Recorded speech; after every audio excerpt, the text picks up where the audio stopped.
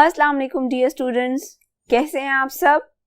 My name is Anam Rabbani and I am your teacher of social studies for class 6। बच्चों, हम पढ़ रहे थे चैप्टर नंबर 14 और हमने पढ़ा था पॉपुलेशन ग्रोथ और इन सब चीजों के बारे में। तो चलिए आज आगे पढ़ते हैं।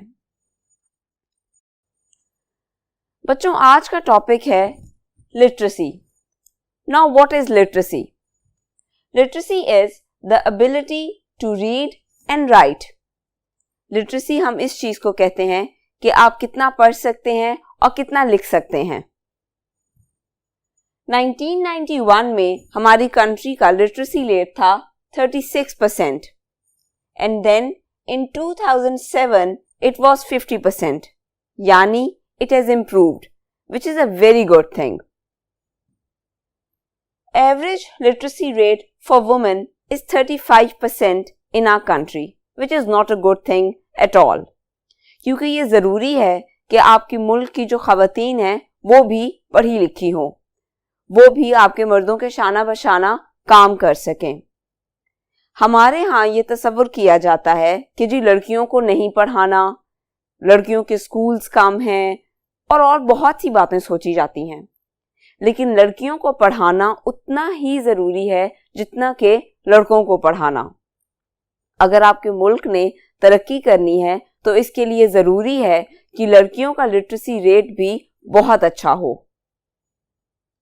Then there is a question in your book. Why is literacy so important to a developing country? यानी कि जो कि एक डेवलपिंग कंट्री होती है उसके लिए अच्छा लिटरेसी रेट क्यों इंपॉर्टेंट है? उसकी पहली वजह यह है फॉर रिड्यूसिंग पावर्टी। पावर्टी हम कहते हैं गुर्बत को, यानी कि अगर आपने अपने मुल्क से गुर्बत खत्म करनी है तो इसके लिए जरूरी है कि आप अपनी आवाम को पढ़ाएं। पढ़ाने से ये होगा कि लोगों को ज्यादा नौकरियां मिलेंगी, ज्यादा नौकरियों के चांसेस मिलेंगे, उससे आपके मुल्क में गुर्बत खत्म होगी। आपने देखा होगा बच्चों कि अगर कोई थोड़ा सा भी ज्यादा पढ़ा लिखा हो तो वो बाकी लोगों को पढ़ा सकता है, इससे भी रोजगार मिलता है। लेकिन अगर आप बिल्कुल ही अनपढ़ हो तो फिर आपके लिए रोजगार के मौके भी कम हो जाते हैं। देन इम्प्रूविंग इकोनॉमिक ग्रोथ, यानी कि अगर आप अपने मुल्क की इकोनॉमिक ग्रोथ चाहते हो, आप चाहते हो कि आपके मुल्क की इकोनॉमी प्रॉस्पर करे, तो इसके लिए जरूरी है कि आपका लिटरेसी रेट अच्छा हो। Then comes the point of achieving gender equality. फिर से वही बात, अगर आप अपने मुल्क की खवातीन को पढ़ाओगे तो वो भी नौकरियां करने के काबिल होंगी, इससे जेंडर इक्वालिटी डेवलप होगी, यानी कि उन्हें भी नौकरियां मिलेंगी, उन्हें भी काम करने के मौके हासिल होंगे, इससे जेंडर इक्वालिटी डेवलप होती है। देन सोशल डेवलपमेंट, ऑब्वियसली आपकी सोसाइटी डेवलप करेगी। अगर आप पढ़े लिखे होगे तो आपको बहुत सी बातों का पता होगा, इसके अलावा आप तमीज़दार होगे, आपको पता होगा कि क्या सही है और क्या गलत है, क्या मुझे करना है और क्या मुझे नहीं करना। इसको हम कहेंगे सोशल डेवलपमेंट, यानी कि हमारी सोसाइटी ओवरऑल डेवलप करेगी अगर हमारे मुल्क का लिटरेसी रेट अच्छा होगा। उसके बाद there is another question in your book. What problems would you encounter if you could not read? यानी कि अगर आप पढ़ नहीं सकते तो आपको किन मुश्किलात का सामना हो सकता है? Day to day life challenges, यानी कि आपकी रोजमर्रा जिंदगी में आपको मुश्किल आ सकती है। बच्चों, आपने देखा होगा कि आपके जो खिलौनों के बॉक्सेस होते हैं उन पर भी कुछ इंस्ट्रक्शंस लिखी होती हैं। किचन में अगर कोई मसाले पड़े हैं तो उनके बॉक्सेस पर भी इंस्ट्रक्शंस लिखी होती हैं, यानी कि जो भी चीज खरीदी जाए उस पर कुछ ना कुछ यूज के लिए इंस्ट्रक्शंस लिखी होती हैं।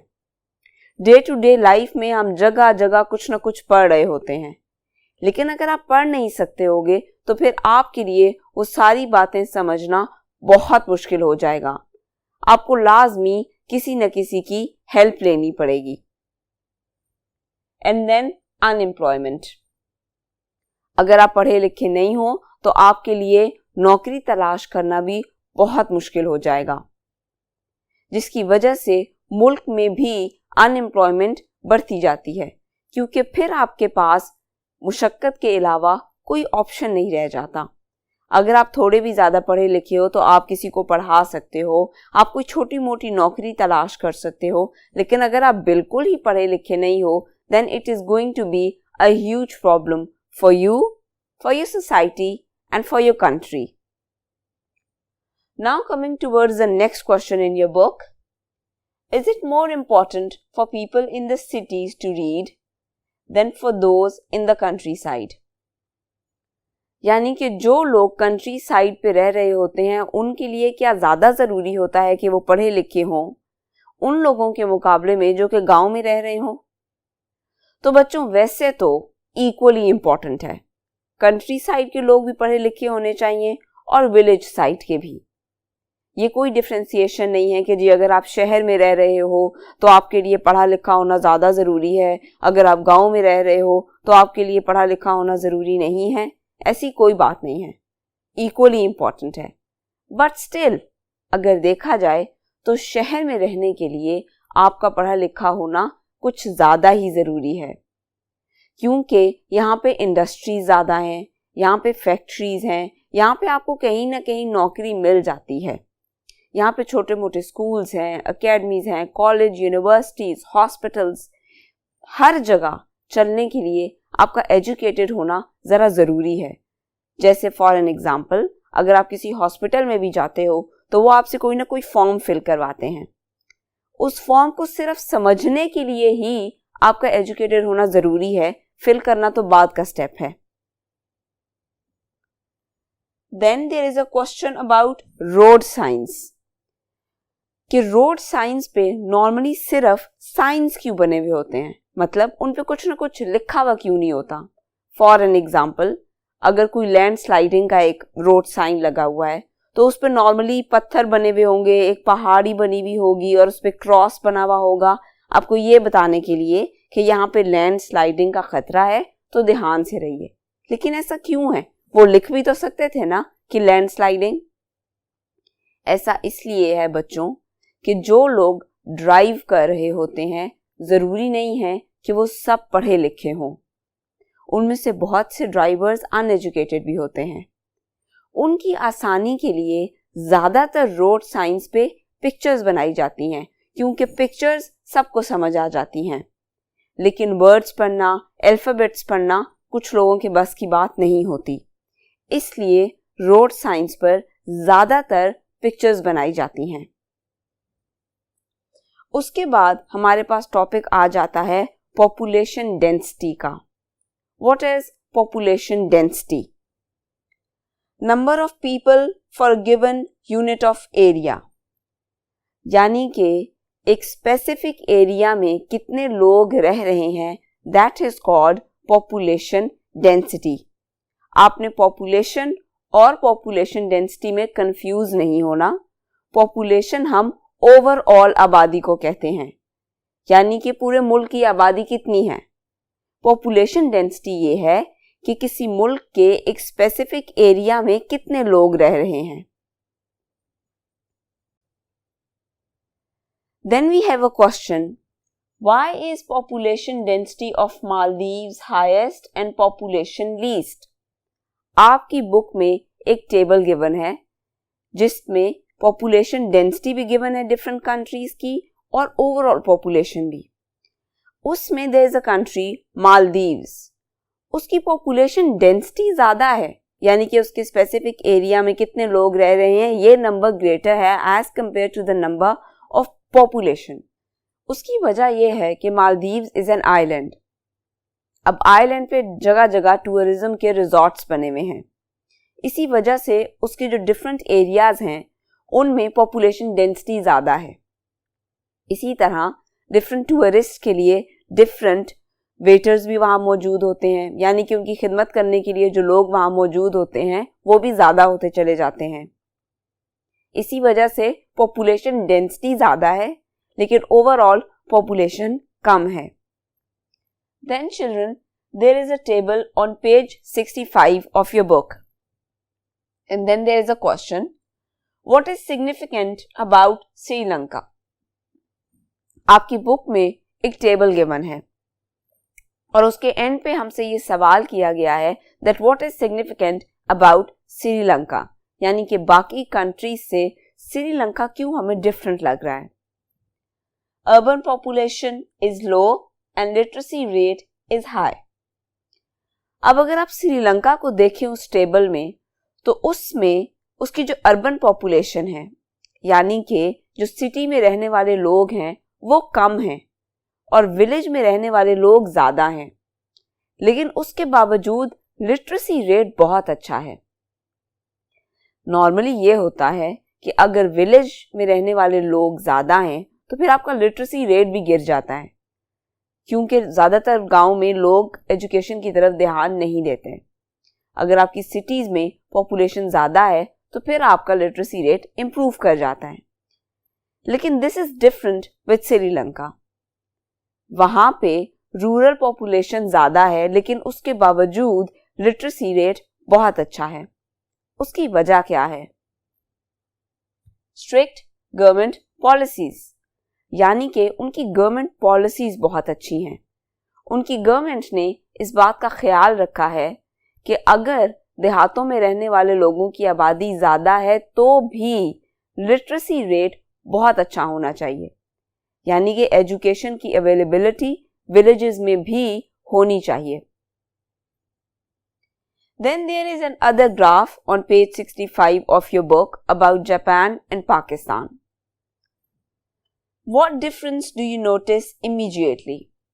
यानी कि उन दोनों ग्राफ्स को देखने के बाद आपकी ज़हन में फौरन से क्या डिफरेंस आता है? Higher birth rate in Pakistan. बच्चों, अब उन ग्राफ्स में अगर आप देखें तो पाकिस्तान का जो बर्थ रेट है वो जापान से कहीं ज्यादा है।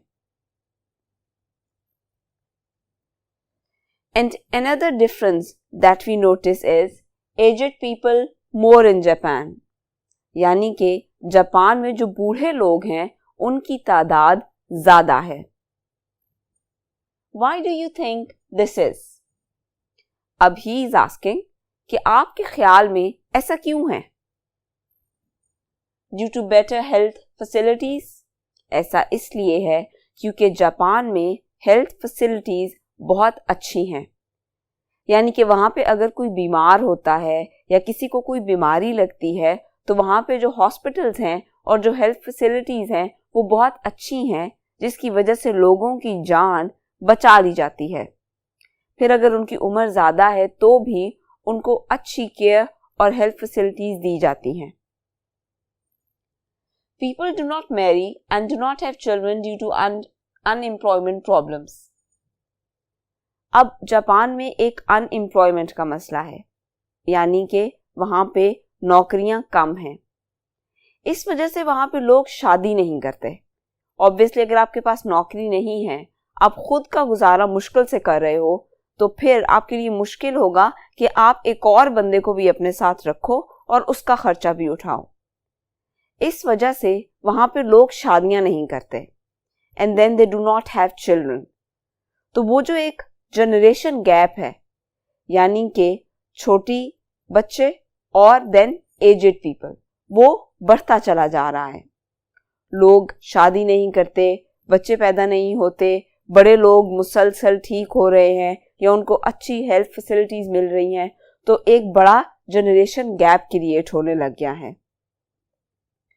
Then there is the next question, what problems can it cause? यानी कि ये जो जनरेशन गैप क्रिएट हो रहा है या ये जो मसला है कि अनएम्प्लॉयमेंट की वजह से लोग शादी नहीं कर रहे, इसकी वजह से क्या प्रॉब्लम्स हो सकती हैं? तो again it will increase generation gap, वही बात कि इनका जनरेशन गैप बढ़ जाएगा and then there will be less young people, यानी कि जवान लोग कम होंगे। अब इस बात का क्या मतलब है? देखें बच्चों, जो जवान लोग होते हैं ना, उनमें काम करने की एनर्जी ज्यादा होती है as compare to aged people. वो मुल्क की तरक्की में और इकोनॉमी में अपना ज़्यादा हिस्सा डाल पाते हैं। As compare to aged people, वो ज़्यादा मेहनत कर सकते हैं, ज़्यादा मुशक्क़त कर सकते हैं, लेकिन अगर कोई ज़ईफ़ है, बूढ़ा है, तो उसके लिए ये काम करना मुश्किल है।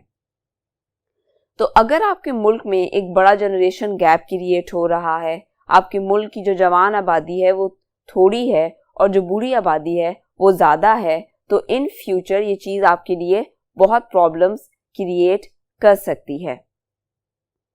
आज के लेक्चर में इतना ही, बाकी की बातें हम पढ़ेंगे नेक्स्ट लेक्चर में।